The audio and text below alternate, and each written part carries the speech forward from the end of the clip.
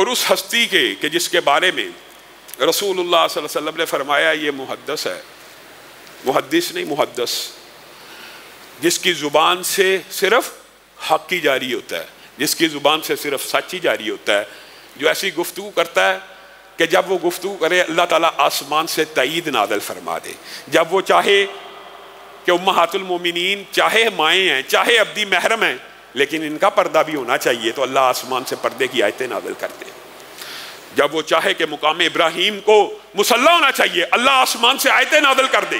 وہ ہستی اتنی جلیل القدر، اس کا کیا مزاج ہے، اور ہمارا اور آپ کا اور معاشرے کے اندر لوگوں کا کیا مزاج ہے؟ حدیث پیش کر دو، حدیث تو ٹھیک ہے، جب یہ جو جملہ یہ بڑا خطرناک ہے، حدیث تو ٹھیک ہے مگر اس مگر کے اوپر تف ہے، حدیث ٹھیک ہے تو بس قبول کر، بات مان لے۔ یہی صحابہ کا مزاج ہے اور یہی امت کا مزاج ہونا چاہیے۔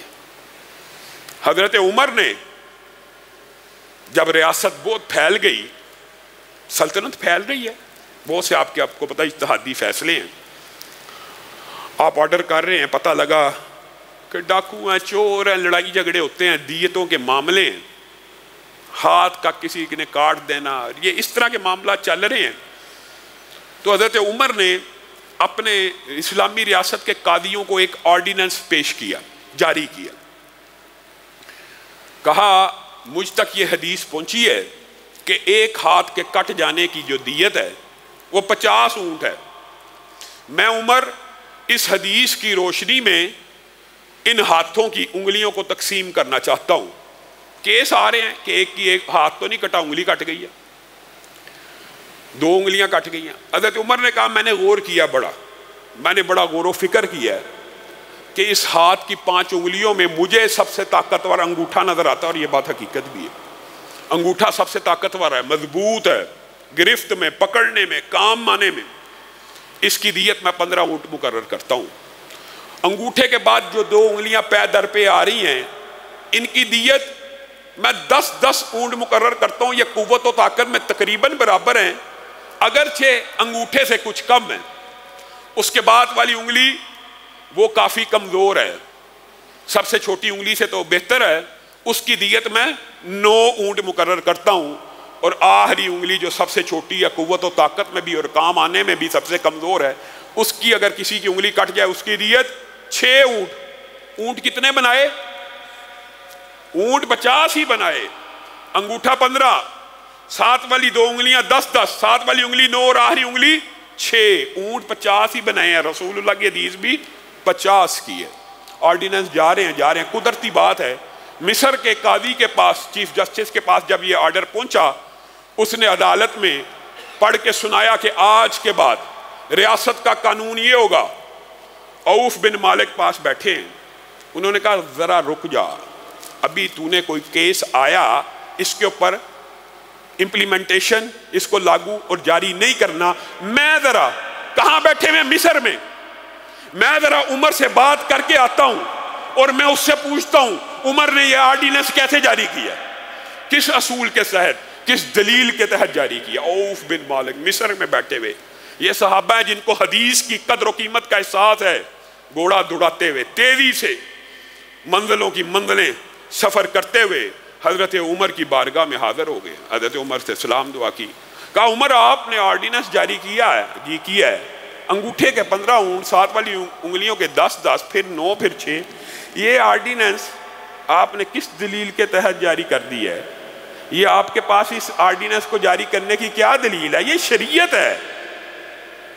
حضرت عمر بھی مزاج آپ کو پتا ان کا جلالی تھا، تو اتنی دور سے نہ سلام نہ دعا نہ کھانا پینا، آتے ساتھ مجھے احتساب کی حالت میں میرے سے سوال جواب کرنا شروع کر دیا۔ بندہ بیٹھتا ہے، کوئی بات ہوتی ہے، کوئی بات نہیں، یہ بات ابھی ہوگی، تو جو میرے پہ اعتراض کر رہا ہے، میں نے تو اپنی عقل سے، اجتہاد سے، غور و فکر کر کے یہ آرڈیننس جاری کیا، میرے پاس یہ حدیث ہے عوف کہ ہاتھ کٹ جائے دیت 50 اونٹ ہے، میں نے ان اونٹوں کو تقسیم کر دیا۔ اچھا عمر، آپ نے جس حدیث سے یہ دلیل اخذ کی ہے، میرے پاس اس کے علاوہ بھی ایک حدیث موجود ہے، اچھا آپ بیان کریں۔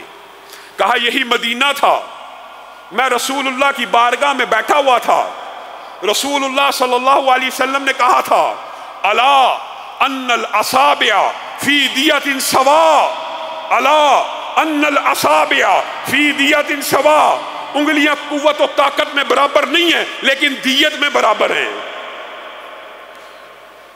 حضرت عمر نے عوف بن مالک کی سند سے یہ حدیث سن لی، اب کاتب کو بلایا، کہا کاتب کو بلایا جائے، یہ مزاج ہے، یہ صحابہ کا مزاج ہے، یہ فقیہ امت کا مزاج ہے، یہ اس ہستی کا مزاج ہے کہ جس کی تائید میں 18 سے زیادہ قرآن کی آیتیں نازل ہوئی ہیں۔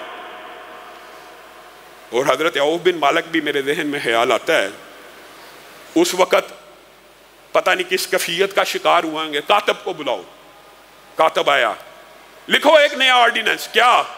عمر نے جو فتویٰ جاری کیا پورے کا پورا ویسے لکھ دو۔ میرے ذہن میں یہ خیال آتا ہے جب حضرت عمر اپنے فتوے کو پورے کا پورا دوبارہ لکھوا رہے ہوں گے تو عوف بن مالک کے ذہن میں شاید، یہ میں کہہ رہا ہوں، خیال آ رہا ہو کہ عمر نے شاید بات نہیں مانی، کہا پورے کا پورا میرا آرڈیننس لکھ دو دوبارہ۔ کاتب نے لکھ دیا، کہا نیچے عوف بن مالک سے جو حدیث ہم تک پہنچی ہے وہ بھی لکھ دو، وہ بھی لکھ دی۔ کہا نیچے اب میرا فیصلہ بھی لکھ دو کہ اوپر عمر کا فتویٰ موجود ہے، نیچے رسول اللہ کی حدیث موجود ہے، میرا فیصلہ یہ ہے رسول اللہ کی حدیث کو نافذ کیا جائے گا، عمر کے فتوے کو رد کر دیا جائے گا۔